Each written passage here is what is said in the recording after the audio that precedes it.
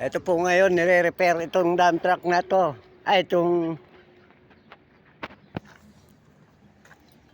Nire-repair po itong dump box. Kaya patitibayin naman pala ito. Kaya naman po, kaya patitibayin para maging quality at maging matibay. Ito po. Bibili po ng bagong plancha para tumibay naman ito, pati flooring. Ayun po, pati yun po ang mga gumagawa. Tauhan po ni Engineer Jacinto. Shout out naman po mga kaibigan.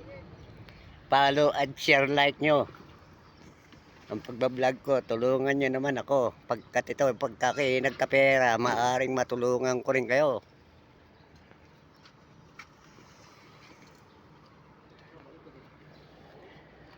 Ayan po, kumuha ng makina sa Solidad Santa Rosa Nueva Ecija kay Ryan Tong RMJ.